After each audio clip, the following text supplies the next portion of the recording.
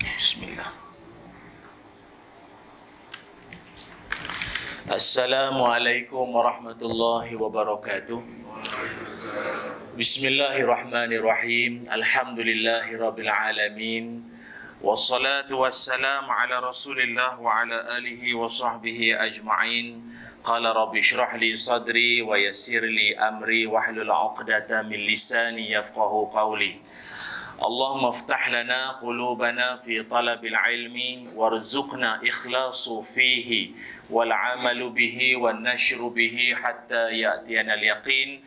Amin ya rabbal alamin. Amma ba'du. Alhamdulillah, syukur dan puji dipanjatkan ke hadrat Allah Subhanahu wa taala dengan izin, ketentuan dan kasih sayang Allah. Dapatlah sama-sama kita bertemu pada kesempatan pagi subuh yang berbahagia ini. Dapatlah kita solat fardu subuh secara berjamaah, dan seterusnya kita dapat untuk duduk-duduk seketika memperingatkan diri sendiri yang bercakap dan semua yang mendengar sama-sama. Terima kasih pihak Surah Al-Mughni, Kampung Tersusun, Bukit Larang sekalian, semuanya juga yang saya hormati, saya muliakan, Al-Jutan Kuasa, Pentadbir Surau, Datuk-datuk, datin-datin, tuan-tuan haji, perempuan hajah, tak lupakan juga Abang Syam yang mengatur program saya ini juga, dan semua sekali lah, moga-moga dirahmati Allah sekalian. Amin ya rabbal alamin. Syukur kepada Allah Subhanahu wa taala, setelah agak sekian lama kita tak bersua, Covid telah memisahkan kita atau menjarakkan kita selama ini, tapi tak apa, ketentuan Allah, perancangan Allah itu lebih baik. Dia lama tak jumpa ni, dia rindu sikit, banyak cerita sikit, dia banyak cerita, banyak story nak kita kongsikan insya-Allah. Lama sangat duduk di rumah pun kami pun tepu jadinya, cakap dengan kamera, cakap dengan handphone, lama sangat tak jumpa orang. Asyik sampai satu tahap tu, kalau tanya orang apa khabar, dia pun bagi tahu 36.4. Bagi tahu suhu dah, bukan tanya baik dah. Khabar ke apa pun dia bagi tahu suhu dia juga. Maknanya tahap kesihatan ni kena bagi tahu tak sihat, tak semestinya sihat. Sihat kena tahu suhu juga sekarang ni, macam-macam. Walau bagaimanapun syukurlah, moga kita semua Allah kurniakan kesihatan, keafiatan senantiasa, amin insya-Allah. Muslimin muslimat yang dirahmati Allah sekalian, pagi ni dengan satu tajuk yang saya kira ringkas, mudah untuk kita nak fahami bersama. Kadang dengan tajuk pun faham dah. Tajuknya adalah jangan melampau, bersederhanalah. Tuan-tuan semua, manusia ni dia memang ada satu perangai ataupun dia memang ada satu sikap. Kadang-kadang dia ni ada sifat apa? Melampau. Dia suka nak over. Dia kadang-kadang suka nak melebih. Yang kita dah pesan dah dia nak lebih juga, lebih pada tu lagi. Baik, itu kalau dalam banyak-banyak ayat Quran, ada juga yang Allah Ta'ala sebut, wa kulu washrabu wa la tusrifu.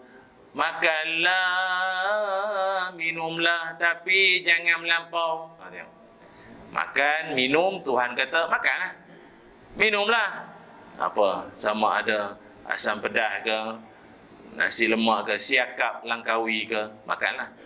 Tapi kau jangan wala tusrifu, kau jangan melampau, jangan melampau. Jangan lebih-lebih sangat, pas makan ni janganlah. Kalau kerja tu pas minum. Tadi rasa muka kawan ni juga minum. Pas minum, dia lagi minum. Biasalah kadang kerja ni kan. Dia mula-mula dia minum. Pas dia minum, dia menemani orang minum. Lepas dia menemani orang minum, dia menemani orang lain yang menemani orang lain minum. Lepas tu tengok jam pukul 4. Kejapnya masa berlalu. Tanda nak kiamat. Bukan tanda nak kiamat, kau tu nak kiamat. Kerja entah apa ni, kerja tak betul-betul, tiba dia kata masa nak habis dah. Jadi kehidupan manusia ni tak dapat lari daripada setengah keadaan. Dia ni jenis suka, dia nak melebih, dia nak melampau kadang-kadang tu. Jadi ada beberapa bentuk melampau yang kita nak pesankan. Moga saya yang bercakap dan kita semua yang mendengar ini dapatlah perbaiki, dapatlah kita insafi bersama.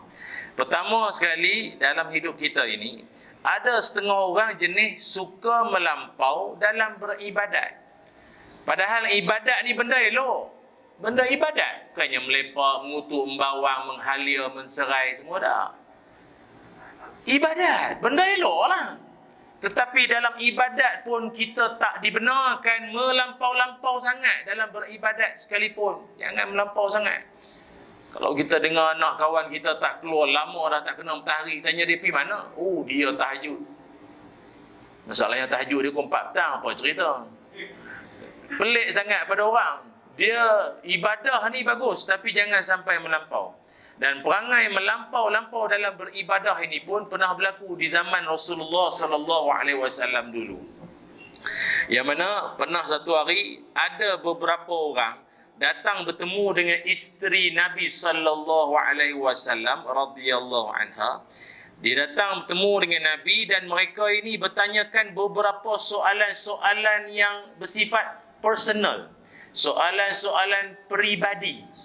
Tapi ialah barangkali dia orang ni barangkali nak belajar kot. Benda-benda yang tak biasa tahu tapi teringin nak tahu. Dia orang pun tanyalah pada isteri Nabi. Antara soalan-soalan orang tu dia tanya pada isteri Nabi, Nabi ni malam-malam buat apa? Dia tanya, Nabi ni malam-malam Nabi buat apa? Macam kita ini kau makan ikan bakar ke, dia kena burger kambing, burger rusa ke, macam contohlah. Jadi Nabi ni malam-malam buat apa? Nabi. Ya, isteri Nabi pun beritahu lah, Nabi SAW, Nabi ni jenis dia tidur, malam tidur lah, malam tidur. Ada ketikanya dalam waktu malam tu juga Nabi bangun semayang. Lepas Nabi bangun semayang malam tu, Nabi tidur sekejap. Dan kemudian macam biasa lah. Oh, tidur juga Nabi ni. Tidur. Mari pula orang lain tanya soalan yang lain. Orang yang pertama tadi tu, masa dia tahu kata Nabi pun tidur, dia pun beritahu, saya ni tak tidur tau. Saya kalau jenis semayang malam, tak ada tidurnya. Straight semayang malam, tak ada tidur. So dia underestimate Nabi. Dia pandang rendah pada Nabi lah. Nabi tidur. Jadi, mari pula orang lain. Dia tanya pada isteri Nabi, Nabi ni waktu siang-siang Nabi buat apa? Siang-siang hari dalam rumah kan, kalau luar kita nampak lah dalam rumah Nabi buat apa? Kata isteri Nabi, Nabi ni kalau siang-siang hari, ada tikanya, ada hari Nabi puasa. Ada hari Nabi tak puasa. Ada hari puasa, ada hari tak puasa. Oh, saya nak beritahu lah. Tak ada tanpa hari, tanpa tak puasa tu. Memang hari-hari puasa. Hari-hari saya puasa. Hari-hari puasa. Oh, sekali lagi, dia macam seolah dia rasa dia dengan Nabi tu dia lagi terror. Saya tak ada hari yang tak puasa. Hari-hari saya puasa lah. Kalau sihat tubuh badan ni memang saya puasa lah. Soalan yang ketiga, tanya lagi, Nabi ni kat rumah macam mana dia dengan keluarga, dengan anak bini semua? Isteri Nabi kata dia layan. Isteri ke anak ke cucu dia peluk, cium lah anak-anak semua, isteri semua dia layan. Macam tu lah. Saya tak ada masa ini semua, tak ada ibadah. Semua ibadah ya. Lain macam dia ni. Dia puak-puak ni lain macam sikit. Memang ada orang macam tu. Lah kali Nabi SAW punya cerita tadi tu sampai ke telinga Nabi. Maknanya dia orang duk bersembang dengan isteri Nabi, Nabi tak ada macam tu. Tapi cerita tu sampailah ke telinga Nabi. Nabi kan ramai SB. SB Nabi bukannya orang, malaikat. Sampai ke telinga Nabi. Maka Nabi SAW dengar saja ada orang seolah-olah merendah-rendahkan atau memandang rendah terhadap Nabi. Nabi tak adalah bengang ke apa. Tak. Apa kata Nabi? Antumul lazina qultum kaza wa kaza. Kalian ke yang cakap tadi kata aku ni malam ada tidur, ada bangun tiap tidur, ada siang hari, ada hari puasa, ada hari tak puasa. Kalian ke yang cakap aku macam tu? Maka kata dia orang pun, ya memanglah kami lah. Amma wallahi kata Nabi, wallahi demi Allah, inni la akhsyakum lillahi wa atqakum lahu. Demi Allah Nabi bersumpah, demi Allah, akulah orang yang paling takut pada Allah Subhanahu wa taala. Aku ini bukan Nabi nak sembang kemas ke apa, dan memang diakui pun Nabi kata, akulah orang yang paling takut pada Allah taala dan paling bertakwa pada Allah taala. Lakinni asumu wa aftiru wa usalli wa arqud wa atazawwajun nisa. Akan tetapi dalam takut-takutnya aku pada Allah Ta'ala pun dan ketakwaan aku pada Allah pun, aku juga orang yang berpuasa dan ada hari aku berbuka atau ada hari aku tak puasa. Aku juga orang yang semayang dan ada hari, ada masanya aku tidur. Macam korang tidur, aku pun tidur jugalah. Dan aku juga orang yang mengahwini perempuan, kata Nabi SAW. Maka di ujungnya Nabi kata, faman raghiba an sunnati falaisa minni. Siapa-siapa yang tak suka akan sunnah aku, bukan di kalangan umatku. Maknanya seolah-olah kau nak rasa kau tu lagi terror daripada aku ke apa? Kalau siapa tak suka sunnah aku, bukan dari kalangan aku. Inilah sunnahku. Lifestyle Nabi macam tu. Maknanya Nabi nak bagi tahu pada kita, hidup jangan terlalu nak melampau sangat. Hatta dalam bab ibadah sekalipun. Jangan nak over-over sangat. Relax. Nabi pun ada setara Nabi tu. Nabi pun ada masanya bergembira, ada masanya serius, ada masa-masanya. Sebab itu Nabi SAW, kalau ada orang yang bersikap berhajat untuk nak jadi serius manjang-manjang ni, Nabi tegur. Ada satu orang sahabat Nabi nama dia Hanzalah radhiyallahu an. Satu hari Hanzalah ini bertemu dengan Sayyidina Abu Bakar As-Siddiq radhiyallahu an. So Sayyidina Abu Bakar nampak je Hanzalah macam biasa jumpa kawan, siapa kawan lah menyapa. Hanzalah apa khabar? Jadi Hanzalah pun jawablah. Hanzalah dah munafik ya. Maknanya dia kata dia tu aku dah munafik ya. Terkejut Sayyidina Abu Bakar, kau ni cakap macam tu. Aku dah munafik kan ni. Sayyidina Abu Bakar tanya, Kenapa kau cakap kau munafik pula ni? Munafik ni bukannya satu istilah yang boleh buat main-main. Dia kata dia tu munafik, kata Hanzalah. Kata Hanzalah, mana tak munafiknya? Aku tengok, aku duduk depan Nabi, juruh, duduk, dengar, baik, taat, nampak baik. Balik ke rumah, jumpa anak bini, dia lain macam sikit. Jumpa anak bini, seronok, happy. Kalau kita hari ni rancang sana, rancang mana-mana, rancang. Apa tu, itulah. Seronok dengan anak cucu, berpeluk-peluk. Jadi, aku rasa aku ni bermuka-muka. Depan Nabi, duduk, taat, zikir, mulut, nampak. Jumpa kawan sekejap lagi kat restoran mana, dekat zoo, mana kat Pantai Kelebang lah, kami coconut shake ke apa. Tak ada macam ni. Munafik ni. Sayyidina Abu Bakar kata, kalau macam tu, aku pun lebih kurang. Aku pun macam kau juga. Kita serupa. Macam mana ni? Ini kena mohon pencerahan, biar tahu jangan keliru. Kena minta pencerahan daripada Nabi ni, tak boleh jadi ni, bahaya ni. Jumpa Nabi. Ringkas ceritalah. Nabi dengar dua sahabat mulia dan seorang-seorang tu pak mentua dia. Sayyidina Abu Bakar pak mentua dia. Anak Sayyidatina Aisyah. Dia kata, ya Rasul, macam mana kami ni munafik macam ni? Nabi kata, bukan. Kalaulah kalian semua ini boleh berperangai sebagaimana kalian duduk depan aku. Yang kalian duduk depan aku kan macam ni, duduk, dengar, taat, diam, semua tak berani nak menyanggah, tak berani apa tinggi suara, tak berani senyap macam ni. Ataupun kalau kita bahasa fahamnya, nampak soleh sangat, nampak mulut tak diam-diam, subhanallah, masya-Allah. Apa khabar? Alhamdulillah. Oh, dia mulut zikir. Ni mujur tutup ni, kalau buka nampak la ilaha illallah. Wirid tadi tak beri, sambung. Kan lagi mentari tak naik, dia wirid kan. Kalau boleh buat macam tu, Nabi kata, dan pergi ke mana-mana pun kau macam tu, jumpa kawan, Allah subhanallah, masya-Allah, Allah. Tengok laut Allah subhanallah. Mulut zikir kan. Maka Nabi kata, nescaya malaikat akan bersalam dengan kau. Di jalan-jalanan tu semua malaikat tepi jalan semua bersalam dengan kau. Apa makna malaikat bersalam dengan kau? Engkau bukan orang. Orang bukan macam tu. Faham tak?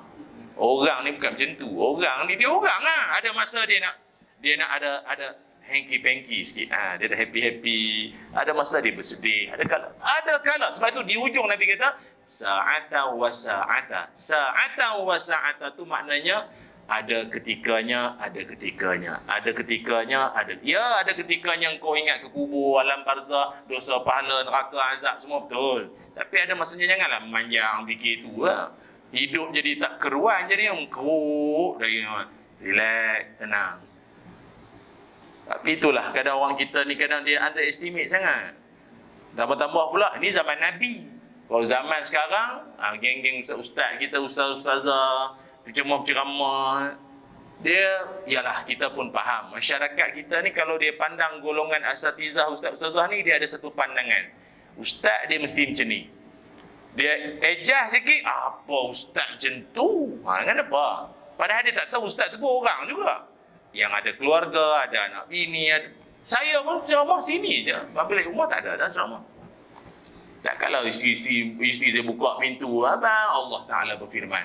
Ceramah lagi. La ilaha illallah. Kan? Maka Imam Ibn Katsir mengatakan, bang sudahlah bang. Dah lah 2 jam di rumah, nak balik rumah lagi. Dah lah, saya pun ada masa saya juga. Anak isteri saya di hotel sekarang ni. Ya, ajak mandi swimming pool. Dah mandi swimming pool lagi, jumpa lah cik-cik. Ustaz mandi juga. Apalah salah kami? Kami teringinlah juga. Saya sekala tak boleh. Tak boleh, ustaz ni tak boleh. Dia kena i'tikaf. Dia kena i'tikaf umrah tu letih. Letih hidup macam tu Bagilah kami peluang. Kami pun teringin juga macam orang lain juga. Nak seronok-seronok, nak snorkeling, nak diving, teringinlah juga. Ingat korang je nak. Maka hidup jangan melampau sangat dalam bab ibadah. Betul, ibadah itu, kehidupan ni pun ibadah. Tapi jangan keterlaluan melampau sangat. Kalau tidak jadi macam cerita tadi. Sampai tahap kita fikir ibadah ni satu benda yang sampai setahap menyusahkan pula jadi seseorang itu. Boleh tuan-tuan ya? Kata para alim ulama, syaitan ini pun kadang-kadang dalam satu hal dia punya bisikan dahsyat juga. Syaitan ni antara bentuk bisikan dia terhadap manusia ini adalah 2 keadaan. Pertama, syaitan dia juga suka membisikkan seseorang itu supaya berlebih kurang dalam ibadah. Ini syaitan kena tahu pula. Syaitan dah buat lama perangai ni, kita kena tahu. Syaitan dah lama buat perangai ni. Dia kata apa? Dia bisikkan bagi kita supaya berlebih kurang dalam ibadah. Tak payahlah wirid banyak sangat. Pahala wirid semalam tak habis lagi. Sikit-sikit dah lah. Rajin pula. Ada macam tu. Dia membisikkan dalam hati kita. Kita baru niat pagi ni. Kut kata habis mayang tadi, ada wirid sikit, nak doa sikit. Lepas tu imam kata kita pagi ni baca Quran 2 muka boleh. Dia bisik, tak payah. Baca sendiri. Nang sama pahala. Dia macam tu, faham tak? Dia membisikkan supaya kita berlebih kurang dalam ibadah. Ada orang baru ingat, kali ni aku nak semayang, nak sujud tu lama sikit. Kalau semayang seorang lah. Dia mari bisik. Apa sujud lama, pahala sama lah. Dia macam tu, faham tak tuan-tuan? Dia berlebih kurang. Kalau tabung golek-golek, mari lalu depan kita, kita baru nak masuk had merah tu kan? Biru sudah. Janji ikhlas. Baru nak keluar merah, biru keluar. Janji ikhlas. Faham tak tuan? Inilah syaitan. Dia membisikkan kita supaya berlebih kurang. Maknanya tak payah lebih-lebih sangat lah. Satu. Ada setengah orang pula, sebab syaitan ni pun dia tengok orang lah. Dia tengok orang. Ada setengah orang tengok dia ni sama lah. Bisik tak bisik pun memang kurang pun. Tapi ada orang dia tengok ni tak boleh. Ni kena pujuk sikit. Jangan beri banyak sangat. Kamu banyak pahala syurga pula laju dia. Ada setengah orang, syaitan dia bisik supaya berlebih-lebih dalam ibadah. Ada. Takkan kau semayang tu je. Bangkit, buat lagi. Buat lain pula. Yang dia suruh buat lain tu pula, kadang tak betul. Tu kadang ada kawan kita ni, kadang kita tengok dia tak keluar-keluar daripada masjid lagi. Pas main asar. Kita nak sembangan dia, tunggu di motor kan main lama. Dia keluar-keluar dia. Lama dah masjid buat apa? Sembang tak imam ke apa? Semayang sunat bak dia. Asal lah. Ni macam ni. Baru pagi tadi aku dengar ustaz cerita, engkau dah buat dah. Kau ni pun satu hal, aku nak tambah pahala, aku kena faham. Tak pun pergi rumah mak saudara ke mana kan. Biasa dia buat open house tiap-tiap tahun. Tahun ni tutup pula raya pertama. Kenapa maklum tak ni? Puasa. La ilaha illallah. Pagi raya. Pahala lebih. La ilaha illallah tu bukan pahala lebih. Ada kadang syaitan dia tu. Syaitan ni dia paling suka 2 golongan. Pertama, golongan orang alim yang lalai. Yang kedua, orang jahil tapi kuat beramal. Syaitan suka sungguh yang tu. Dia jahil, ilmu tak ada, tapi kuat beramal. Amalan banyak, ilmu tak apa ada. Syaitan suka sungguh, senang dia nak cucuk senang. Ingat tu. Baik itu, kita dalam hidup ni, janganlah melampau-lampau sangat dalam ibadah. Cukup memadailah apa yang Nabi SAW tunjukkan kepada kita. Itu yang pertama. Jangan lampau dalam ibadah. Bukan jangan beribadah, jangan melampau, ayatnya itu. Yang pertama. Yang keduanya, Nabi SAW melarang umatnya, kita ni semua, daripada melampau apa? Yang kedua, iaitu melampau-lampau dalam meminati, menyayangi seseorang. Nabi larang kita buat perangai macam tu. Sayangkan seseorang, terlalu cinta terhadap dia, sama ada keilmuan dia, sama ada baiknya dia, soleh ke, payah nak dapat orang macam dia. Okey, tapi kau janganlah melampau sangat sayangkan dia. Nabi SAW pernah bersabda, kata Nabi, ya ayuhan nas, iyyakum wal ghulu fid din, fa innama ahlaka man kana qablakum al ghulu fid din. Nabi kata, hei sekalian manusia, jaga-jagalah diri kamu ni daripada melampau-lampau dalam beragama. Apa makna melampau dalam beragama? Orang dulu-dulu Nabi kata banyak musnah, rosak hanya kerana dia orang ini terlalu melampau sangat dalam beragama. Salah satu daripada tanda-tanda orang tu melampau dalam beragama adalah bila dia terlalu sayang berlebih-lebihan terhadap golongan-golongan orang alim. Kalau tadi bab ibadah jangan melampau. Sekarang ni orang alim sekalipun, dia ni orang alim, ilmu banyak sekalipun, kita jangan terlalu over sayang sangat pada dia. Oh, sampai macam tu sekali dah tuan-tuan. Tuan-tuan faham lah apa yang kita pun biasa ada orang kadang di kalangan kita pun ada macam tu. Orang dia sayang sangat tu guru ni lah. Cawan-cawan ni takam ni. Terjun tokong kok minuman. Penceramah dia usah ada sikit saya nak ambil berkat-berkat lah. Gila habis piring-piring ni. Jangan macam tu. Dia jangan melampau sangat. Relax, dia tenang-tenang. Pasal umat dulu pernah rosak kerana perangai ni. Umat dulu pernah rosak kerana perangai ni. Dan sebenarnya apa yang saya bawakan contoh-contoh pagi ni, apa yang berlaku semasa ni. Mana yang rajin ikut perkembangan semasa ni, dia mesti tahu apa yang saya bagi tahu ni. Dalam Quran, Allah Ta'ala berfirman dalam Quran. Kalau rajin baca, tengoklah dalam Quran. Allah Ta'ala sebut, وَقَالُوا لَا تَذَرُنَّ آلِهَتَكُمْ وَلَا تَذَرُنَّ وَدًّا وَلَا سُوَاعًا وَلَا يَغُوثَ وَيَعُوقَ وَنَسْرًا ila akhir ayat surah Al-Baqarah. Allah Ta'ala berfirman, kata Allah, dan ketua-ketua mereka mengasuh dengan berkata, jangan kamu tinggalkan penyembahan Tuhan-Tuhan kamu, terutama penyembahan Waddan, Suwa'an, Yaghuth, Ya'uq, Nasran. Cerita dia apa ni? Surah Nuh ayat 23. Dulu, orang dulu-dulu, dia orang ni ada 5 orang ulama atau 5 orang soleh yang sangat disayangi umat. Jadi sangat disayangi masyarakat. Orang kampung sayang sungguh dengan 5 tok-tok guru ni lah. Siapa tok-tok guru yang disebutkan itu? Waddan, Suwa'an, Yaghuth, Ya'uq, Nasran.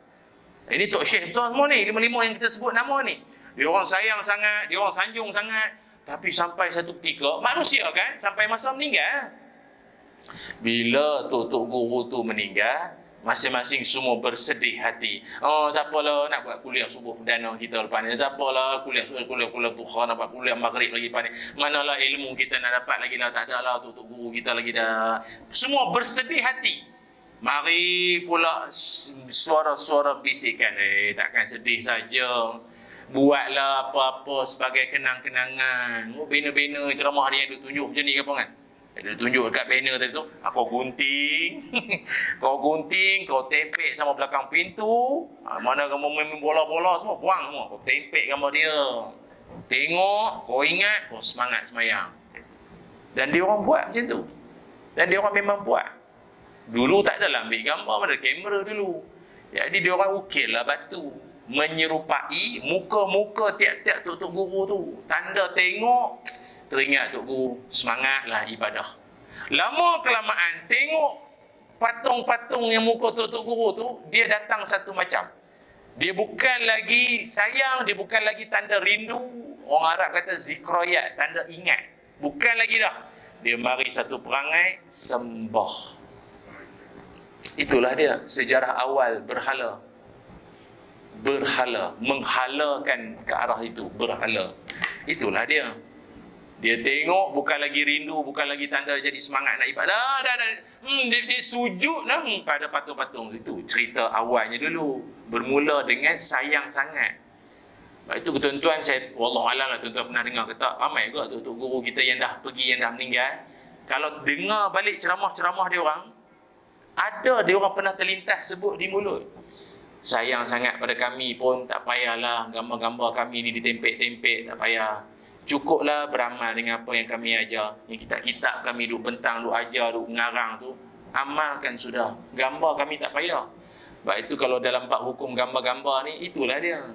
Dia bukannya apa, dia mula memang dia kata, kami nak tengok, tak boleh. Kalau macam ada setengah rumah, tuan-tuan tengok ada setengah gambar-gambar, gambar-gambar ulama-ulama Nusantara. Muka tu Syekh semua berserban kan, gambar hitam putih ada kan, setengah rumah kan, macam tu. Wali-wali Asia ni, wali-wali ada kan, wali Songo ke apa kan. Kalau itu sekadar tujuan pendidikan, tak apa.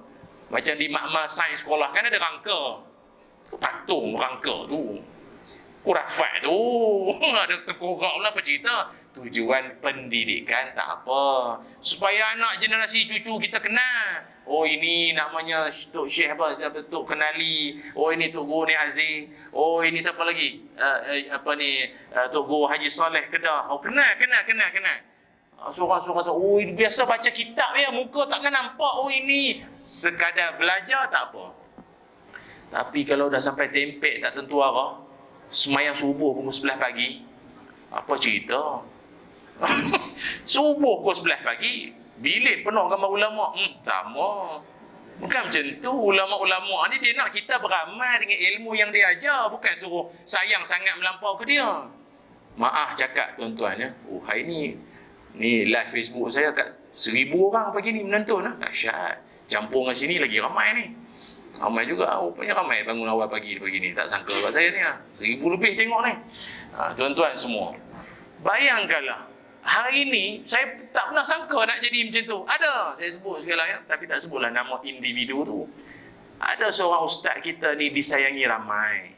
Dia disayangi ramai. Tuan-tuan jangan salah sebut pasal dia. Mengamuk semua peminat dia. Tak apa.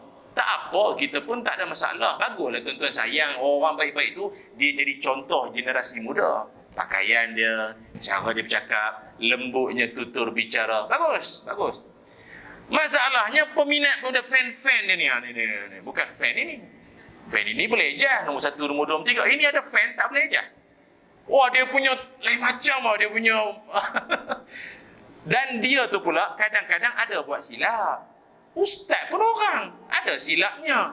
Ketika dia silap tu, orang lain tegur. Yang tegur tu kena hentam. Cemburu, jealous. Tak boleh jadi macam ustaz tu, banyak bunyi. Kau boleh buat macam ustaz tu.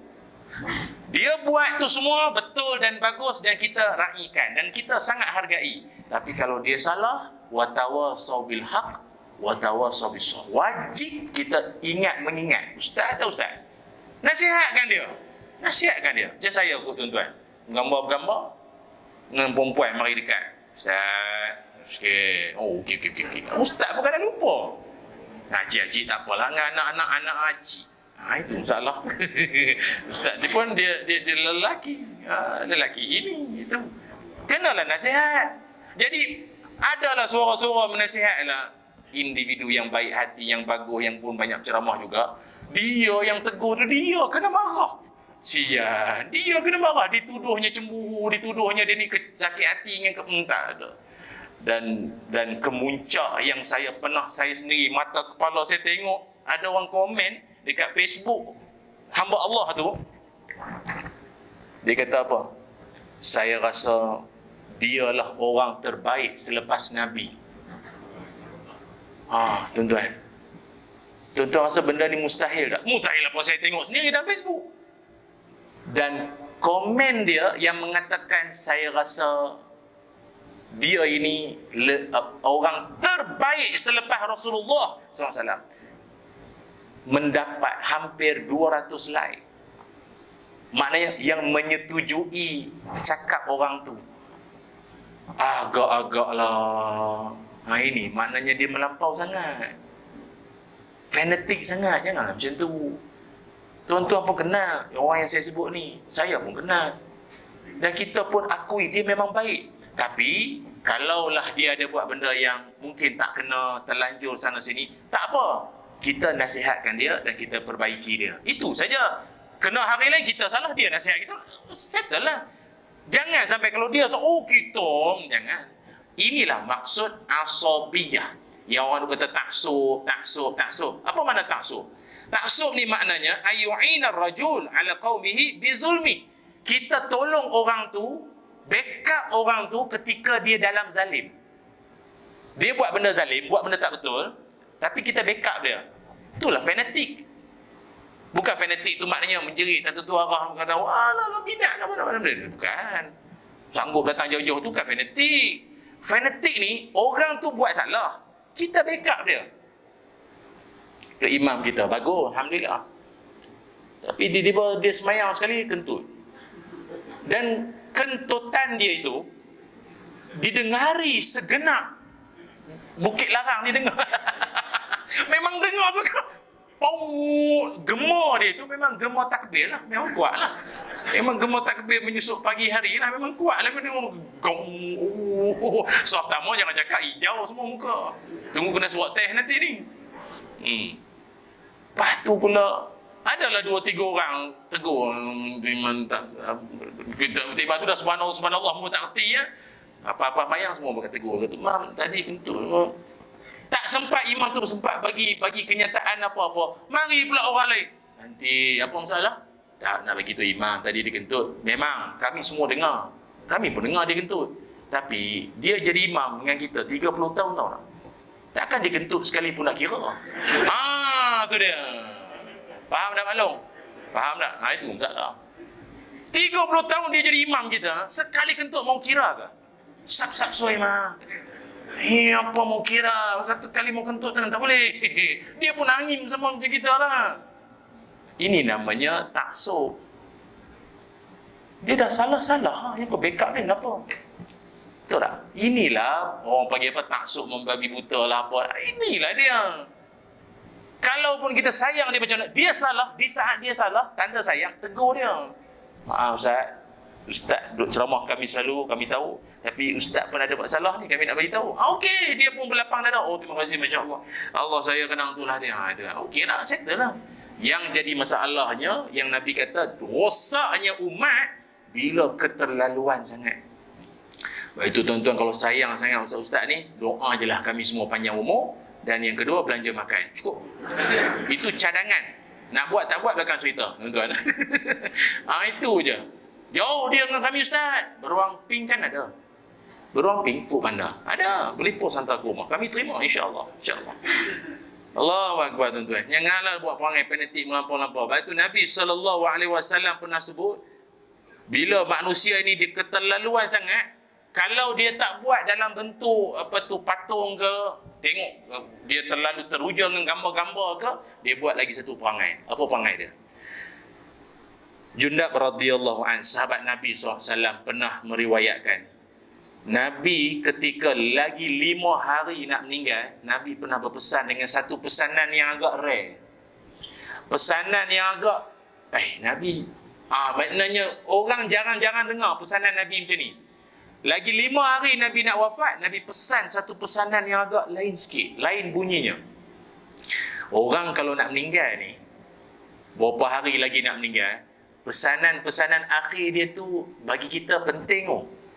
Maknanya benda tu barangkali dia dah lama pendam, dia dah lama simpan. Ujung-ujung episod hidup dia sebut. Maknanya benda tu apa? Penting lah. Nabi lagi 5 hari nak wafat, Nabi pesan, wa inna man kana qablakum kana yattakhiduna qubura anbiya'ihim wa salihihim masajid fala tattakhidul qubura masajid. Panjang hadis dia ni saya baca sebahagian. Nabi kata akan ada di kalangan kamu nanti menjadikan kubur-kubur para nabi, kubur-kubur orang soleh sebagai tempat bersujud. Faham tak? Nabi kata apa? Akan ada nanti di kalangan kamu, maknanya Nabi tahu dah, memang akan ada perangai macam ni.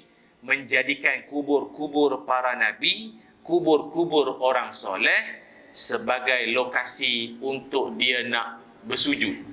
Atau dia nak meminta-minta apa, kita pun tak tahu. Itulah dia.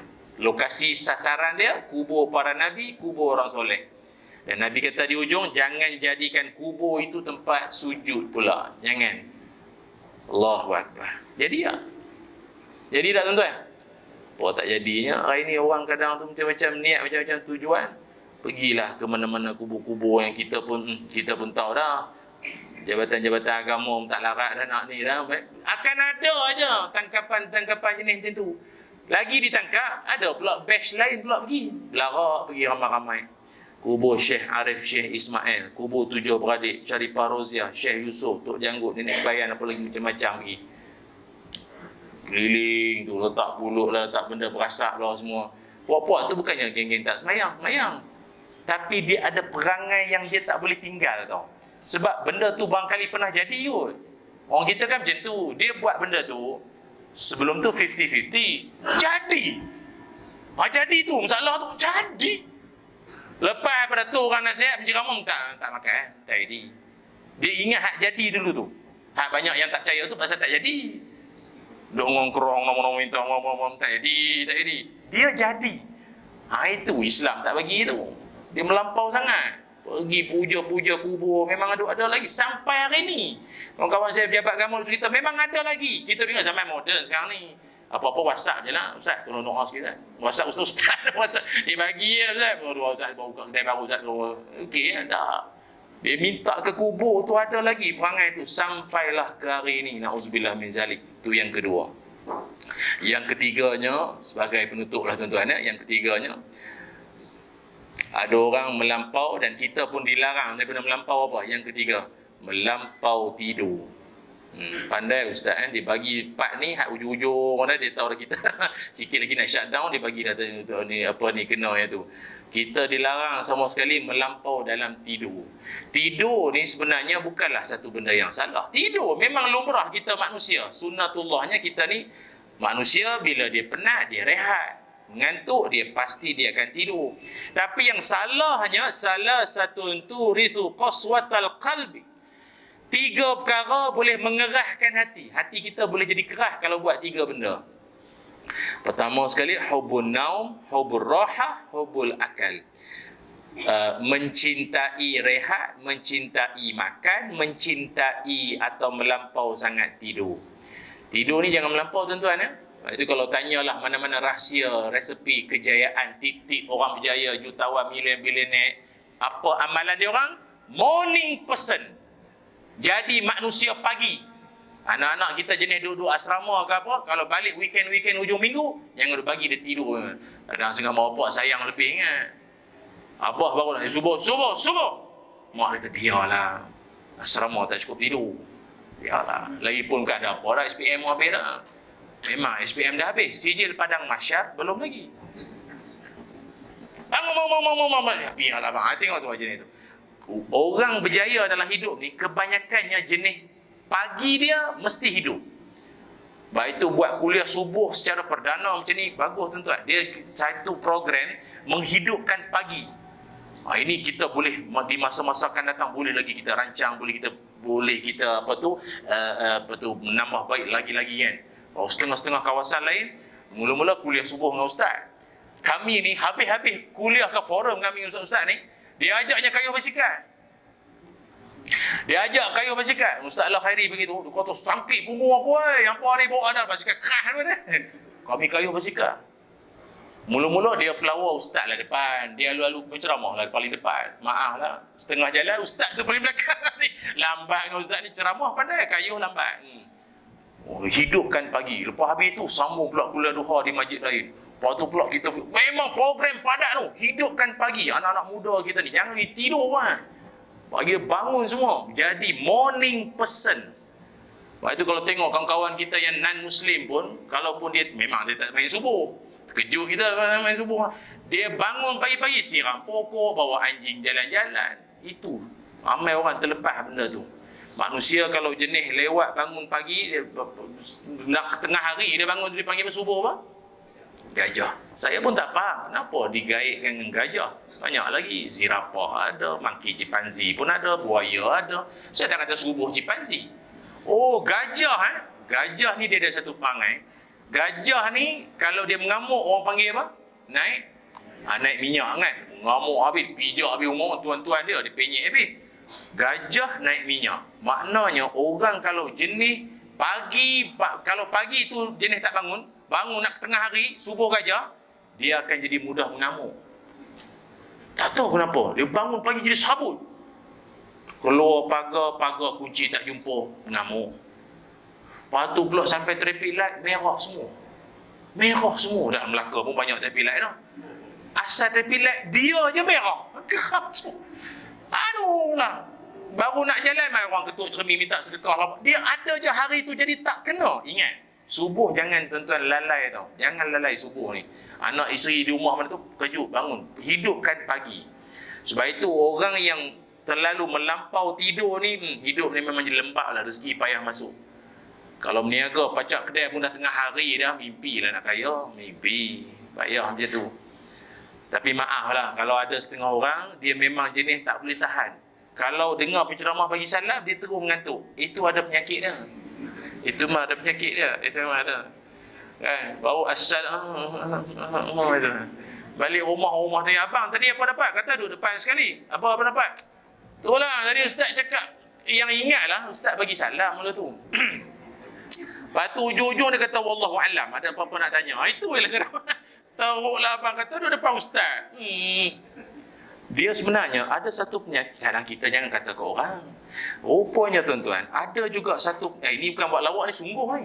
Ada satu penyakit namanya narkolepsi. Narkolepsi ni satu penyakit di mana dia ada ketumbuhan dalam hidung kalau tak salah saya lah. Dan maaf, ada salah seorang pemimpin nombor 1 negara kita dulu, dia pernah ada penyakit ini. Dan seringkali gambar-gambar dia tertidur, orang ambil dan jadi bahan. Lagi-lagi nak pilihan raya, gambar tu sebar.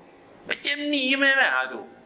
Ramai tak tahu dia ada narkolepsi dan kena operate. Macam mana tuan-tuan? Siapa pernah kutuk dia? Minta maaf cepat. Lagi dia hidup. Tidur. Jangan. Narkolepsi nama dia. Dia sakit, dia penyakit. Tengok ada yang lelak tak? Cek tengok. Orang kena operate tu. Operate hidung lah. Sebab itu dia ada lagi satu, kadang-kadang tu kalau ada orang memang jenis dia tak boleh, mata tak boleh nak tahan. Itu kalau tengah memandu, dia panggil micro sleep. Micro sleep ni jangan main-main. Kalau orang yang biasa jadi micro sleep ni, kebiasaannya dia akan jadi dalam 1 ke 30 saat.